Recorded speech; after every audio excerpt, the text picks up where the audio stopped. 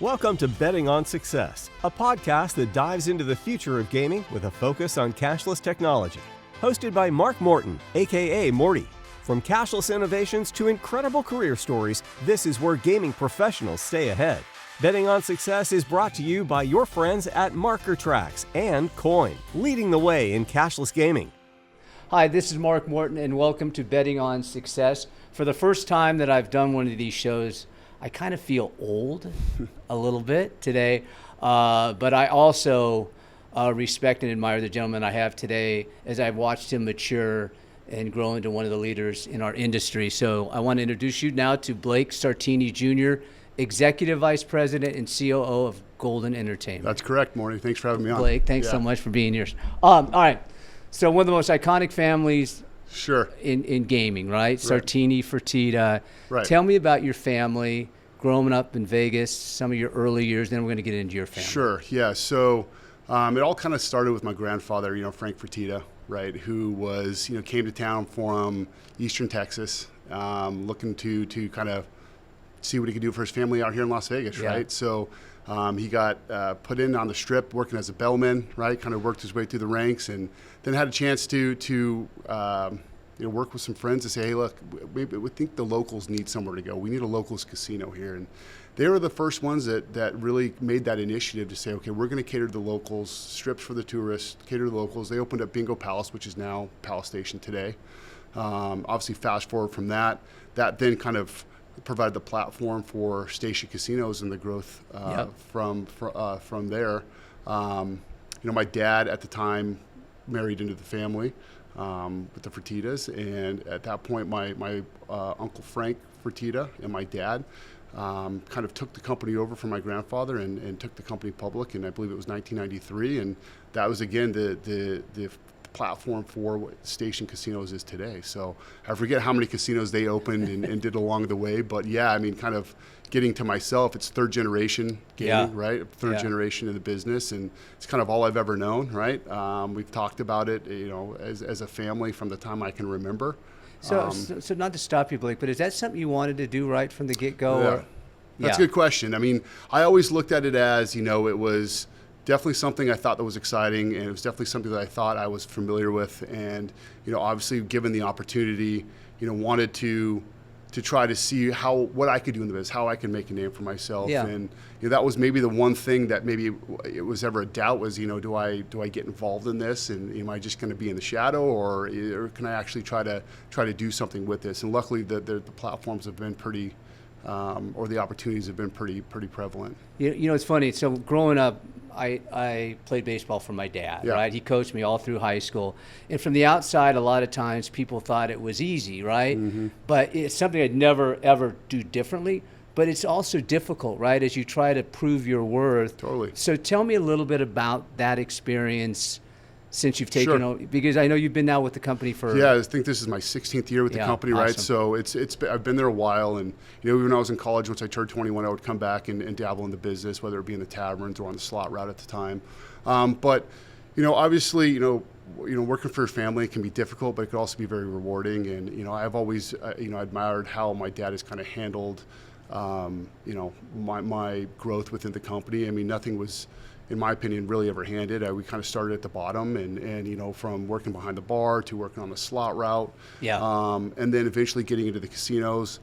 When I first came back into town to really get involved in the business, the first stop I had, we had 2 casinos in Blackhawk, Colorado, right? So I get back to Vegas after college and ship straight to Denver, right? Go and work in Blackhawk in kind of a casino management program, and it was a pretty cool experience up there because at the time Blackhawk was relatively small, and we worked in all the different departments within casino. Got a chance to learn F&B. That was a great crash course in F&B, great crash course in table games, and that really kickstarted, okay, this is really what I wanted to do. And so I got a little bit of casino knowledge there, and then was able to come back to Vegas and then really get focused on the distributed side, which is where I had always expressed to my dad that was where I wanted to be. I wanted to be on the distributed side. I felt like that could be a place I could make my name for myself. I really felt like I understood the business well, and at the time understood where I think the industry eventually wanted to get to and how we wanted to kind of make our mark on that. on that industry. So you went to school at Gorman, I did. obviously. Yep. I remember watching you play football Yeah. way back in the day at Valley Glory High School. days. Yeah, glory days. And then you went to Chapman. I did. Right? Did you play football there? And I did not. I kind of dabbled around. I went to, I kind of chased the football dream for a little while. Out of high school, I went to junior college, which was a great experience. Played junior college in a small city in Santa Maria, California. And it was kind of like a Friday Night Lights deal where everybody would show up for the junior college game. So it was a great experience. And from there, I kind of went back to UNLV. I had a chance to bounce back and have an opportunity there. And, it just never really worked out. It never really... never really took. I feel like I never took as much advantage of the situation as I probably should have. And at the time, I said, you know what, I'm just going to try to go to school and get my degree and eventually head back to Vegas. So that's when I made the jump out to Chapman in Orange County, and living in Newport Beach wasn't too bad. So you married, 2 children, right? I am, yes. So married. We've been married 8 years, right? Okay, We have 2 kids. I have a son, Blake III, who is 7, and then Sloan, she is 4. Yeah. So, they keep us busy. We're involved in a lot of activities right now, and it's fun. I really enjoy this time. I enjoy coaching my son in the various sports, so it's a good time. So he loves all of that. I mean, loves it all. He Definitely got that gene. Definitely got that gene. So he's really likes baseball. I coach his flag football team, so it's a lot of fun. So how did you meet your wife? So I met my wife, a really good friend of mine here from Las Vegas. I went to Bishop Gorman with. Eventually went to law school out in San Diego. Okay. They were just completing school, and we were hanging out in Orange County, California. It's like, hey, I have some friends I went to law school with that are coming up to hang out with us for the day. She had gone to the same law school he did. She had came up for the day. We had met that day in Orange County, and that was, we've been married, was 13 years ago. That's awesome. Right. So once we met each other, it was kind of, we were together after that. It was a pretty cool story. She was working at the time, so she was working in San Diego, post law school, and we did long distance for 2 years, which was at the time it was not as bad as you think. Going to San Diego every other weekend wasn't too bad, right? And she would come to town. Not the worst place to go. Exactly. So at least it wasn't Prump or something like that. Well, believe me, it was a good time. Yeah, no, that's great. All right, so you come back, you get started in the business. Sure. End up in Blackhawk for a period of time, come back now. So now over the last 17 years, your career has really taken off. Sure. Okay, so greatest thing in the world, I think, working with your, I know your family and have for a long time, and there's nothing better than working there. Yeah.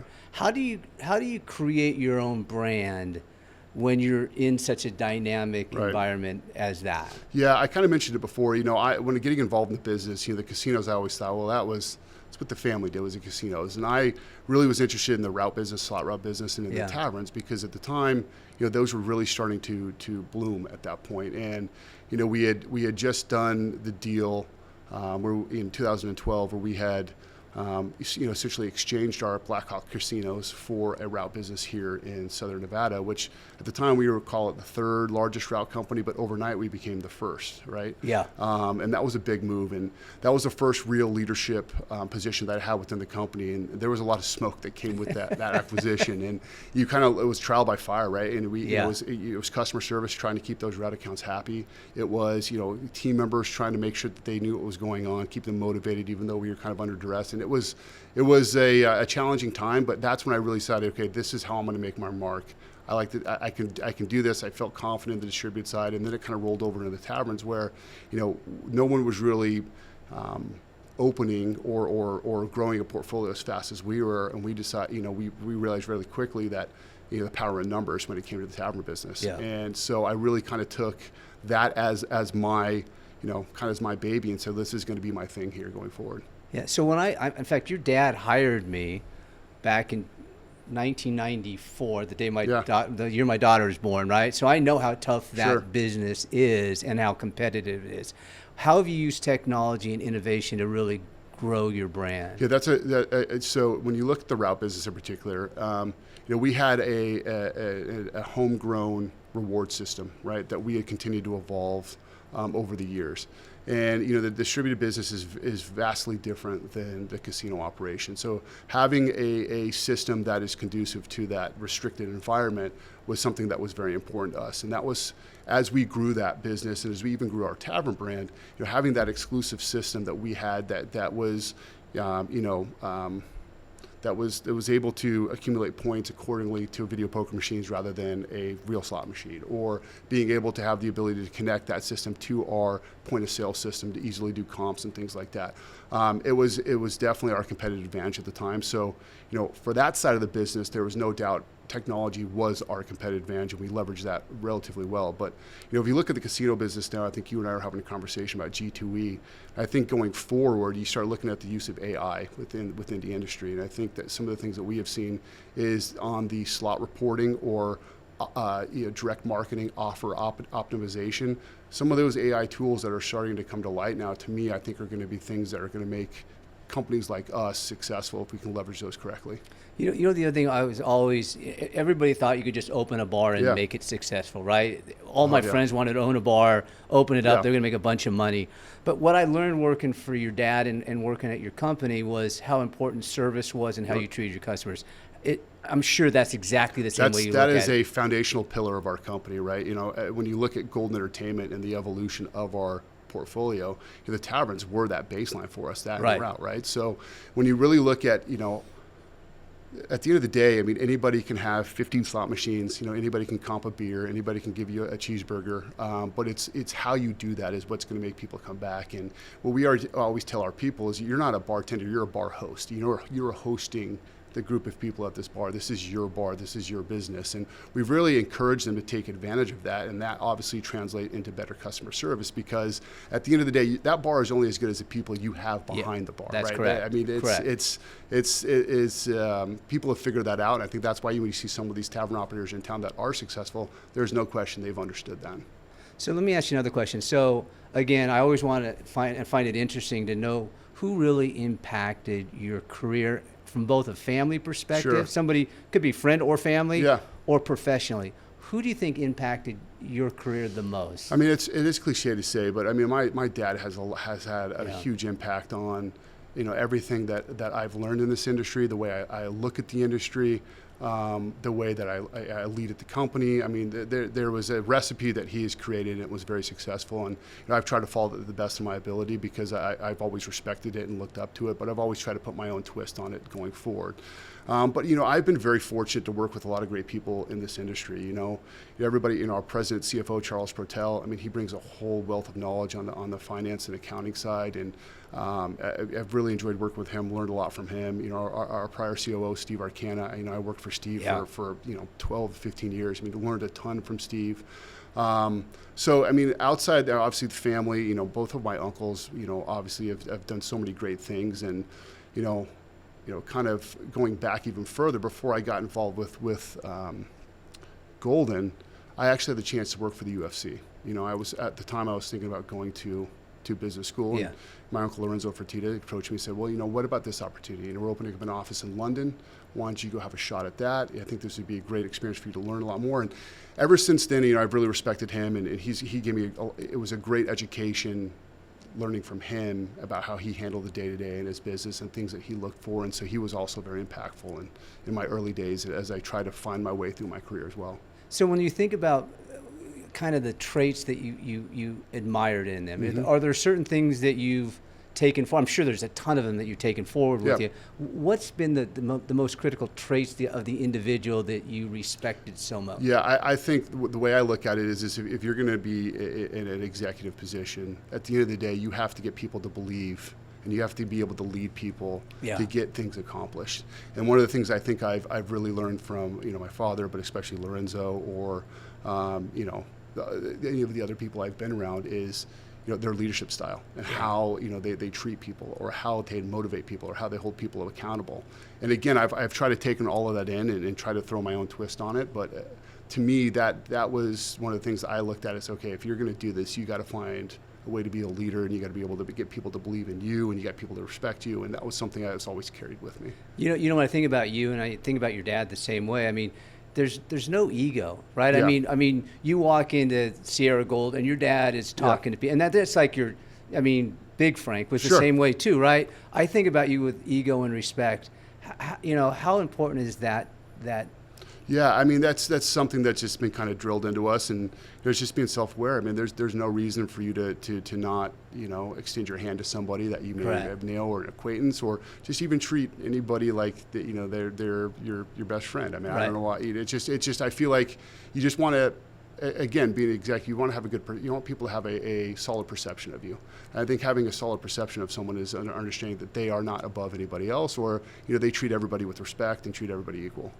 So let me ask you another question. So if you were to give advice to somebody young, that one day you're going to be saying, now I feel old, right? Right. What do you think the key things, if you said, okay, young woman or young man, what steps would you kind of drive them to take to get to somebody like your position today? I would, if I look back on some of the things that I wish I would have done myself, is something that I'd probably try to relate to them is, as you get promoters, you get brought up into different positions. Don't feel like you have to know everything. Still, let's ask questions, right? Don't keep your mouth shut. If you feel like you need to know more information, or you want to understand something a little bit further, ask the question. I don't think there's any harm in that. I appreciate when people do that. And the other thing is speak up, right? You're in the position for a reason. People want to hear what you have to say, right? Yeah. You're obviously there for a reason. And people want to hear from you. Again, that's why you're sitting in that room. So I would always encourage people, even people that I'm working with on a day-to-day basis, is speak up. You're in the room for a reason. So your family's always been super active in the community. I mean, obviously, Gorman High School, now UNLV. Tell me a little bit about your interest in giving back to Vegas, which is where you were born and raised. Yeah, I mean, obviously the city is very important to us. It's where I've been raised. It's where my kids are eventually going to be raised, and so we look for every opportunity possible. The PTs has always done a great job of continuing to give back to the community. We just had a golf tournament, our corporate golf tournament on Tuesday, which helped the Legal Aid Center of Southern Nevada, which was a great cause. Is people that are in situations that can't afford legal representation. This is a great center that helps provide that for them. But we've worked with many, the ALS Foundation of Southern Nevada. We've worked with other foundations, whether it be the Shane Victorino Foundation. So we always are encouraged by people that approach us, say, hey, look, you guys are great partners of the community. Would you be willing to work with us? We jump at every opportunity because we feel that is important for us to give back to that community. On the UNLV side, something that's near to us is football. Yeah, right? Yeah, you bet. So as the program continued to get more exciting, we took the initiative, or my father took the initiative to really, now in the current age of college football, there's NIL is prevalent, right? Super different. And for us to be competitive, we needed to go out there, and they needed to be a leader to help get some of these community leaders together to pitch in and help support the program. Because as you know, Vegas might be an inch wide, but it's a mile deep, right? And it's just about getting into that lower level to help the program. So, he's been very successful in getting some of the large casino leaders on the Strip to get involved in the NIL collective to help support the program, so we can continue to put a great product on the field. I mean, you've been in the city long enough to know that people will follow a winner, right? Yeah. And when he's good, that's good for the city, right? So when that Boise State game last year, and you had 40,000 people in that city, awesome. Now you start thinking, can we get this team to the Big 12? Can we start having bigger games going forward? How do we help the program do that? Because I feel like the platform's there. We just got to have people involved. Yeah, a little bit different than when we were playing at the Silver Bowl, right? There's now you no play at doubt. Allegiant Stadium. You've got everything you would think you'd need. You absolutely do. To drive it to that next absolutely. level.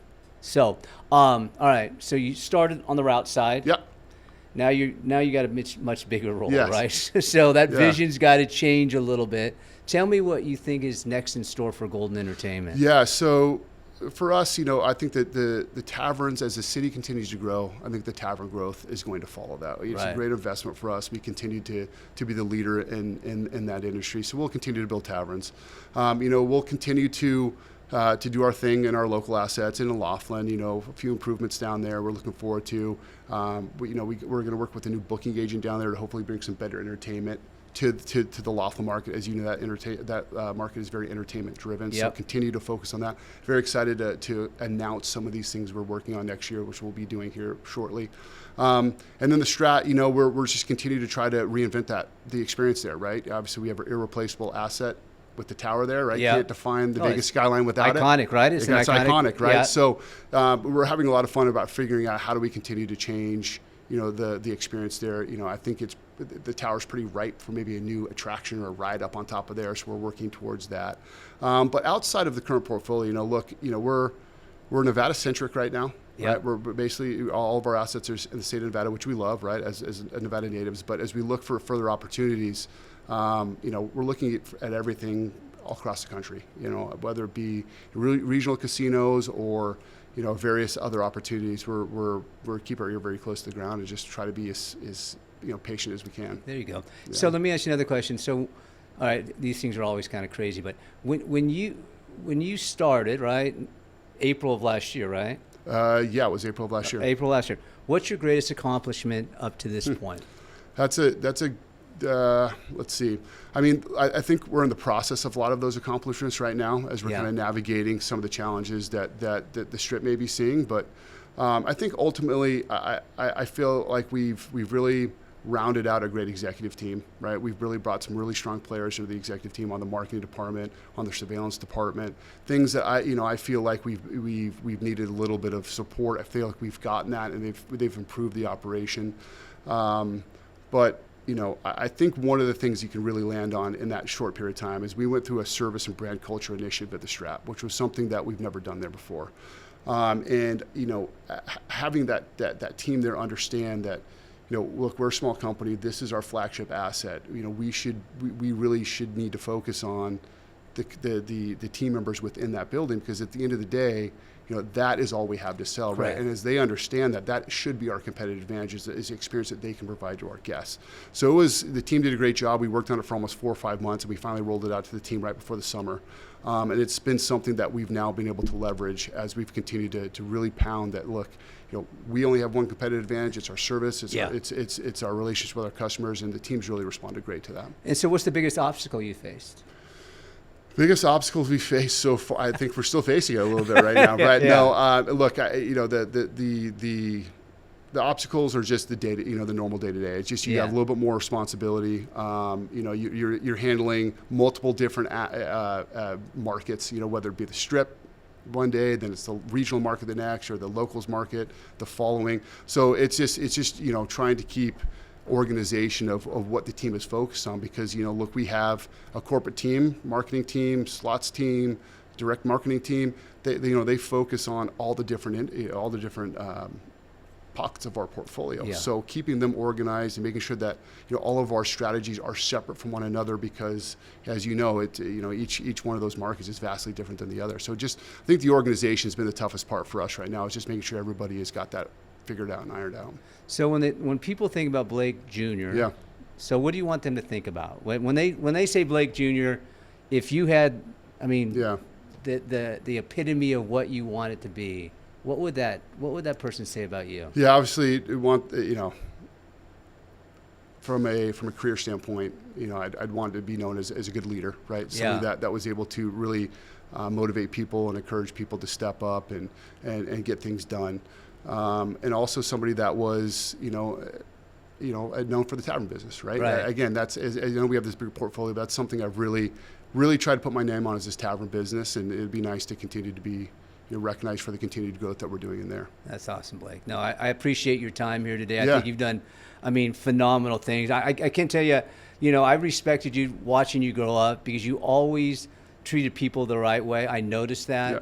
I think it's consistent with your family and how you were raised. So I really appreciate you taking the time to visit with us today, and good luck on everything going forward. I appreciate you having me out here today. All right. Thank you, Blake. Appreciate it. That's a wrap for this episode of Betting on Success. If you enjoyed the conversation, be sure to like, subscribe, and share. Stay tuned for more insights from gaming industry leaders. We'll see you next time.